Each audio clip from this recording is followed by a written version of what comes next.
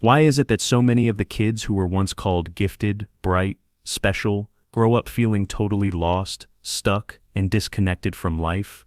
Why do the ones who seem so full of potential feel like they can't even find the map now? If you were the smart kid growing up, chances are you heard a lot of promises. You were told you were destined for big things, you stood out, you learned fast. You made adults proud.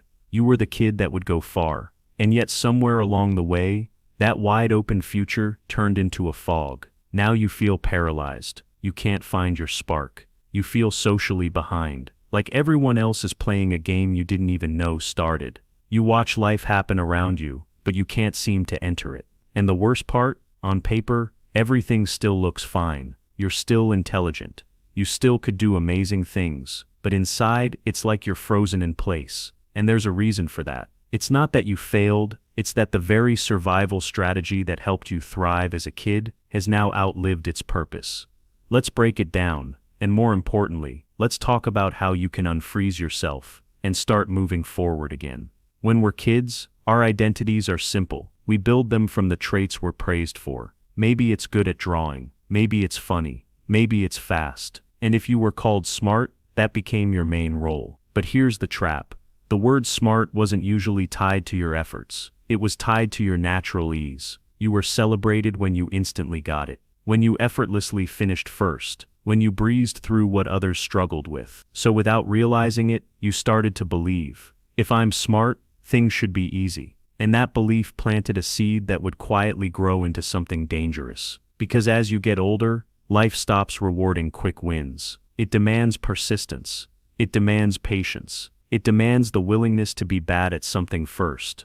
But if you were trained to think struggle equals stupidity, then every bump in the road doesn't just feel frustrating. It feels threatening. It whispers, maybe you're not who you thought you were. And so instead of embracing challenges, you start dodging them. You stick to what feels safe. You avoid risks. You wait until you're sure you'll succeed before you even try. Your world, little by little, starts to shrink. Meanwhile, others, the ones who weren't trapped by the smart kid identity, are out there failing, falling, laughing, learning. They get knocked down, and then get better. But you stay stuck, waiting for a perfect entry you'll never feel ready for. And it gets lonelier. Because real connection, real belonging, comes from shared vulnerability. It comes from doing messy things together. It comes from struggling side by side. If you're too busy protecting an image of effortless brilliance, you end up outside those messy, beautiful human moments. You don't join the study group because you might ask a dumb question. You don't go to the open mic because you're not already amazing at guitar. You don't say yes to opportunities because what if you fail? You don't realize it at first. You think you're just too busy or not interested. But over time, the pattern becomes clear. You are hiding. And when you start hiding, loneliness isn't far behind. So what do? You're smart, you analyze it. You try to logic your way out. You journal it, map it, explain it, but emotional wounds don't heal through analysis. They heal through presence. They heal through experience. They heal through messy human living. And if you were the smart kid, there's a good chance emotional growth was the one class you never got taught. When the loneliness gets too painful, there's one more defense mechanism that usually kicks in. You start believing you're just built differently. You tell yourself, I'm not lonely. Other people are just shallow. I'm not disconnected.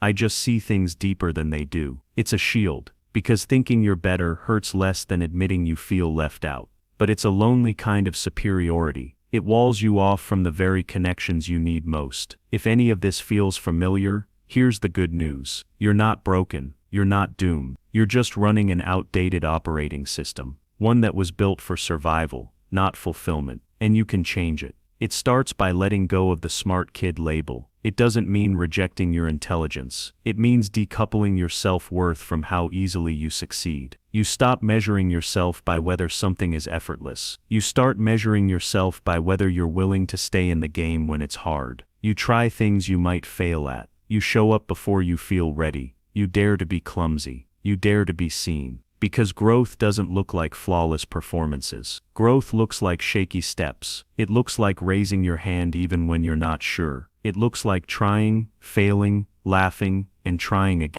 And slowly something shifts. The world that once felt cold and distant starts to feel open again. You realize connection isn't reserved for the perfect, it's waiting for the real. You realize belonging isn't about impressing people, it's about joining them. You realize life isn't asking you to be special, it's inviting you to be human, and that ironically is where your real brilliance will finally shine through, not in your perfection, but in your presence. If any part of this stirred something in you, if you recognized yourself in these patterns, drop a comment and share what stood out. Chances are there's someone else listening right now who feels exactly the same, and knowing you're not alone might be the first step toward finding your way back. Thanks for tuning in. Like, subscribe, and take care of your mind, and I'll see you in the next episode.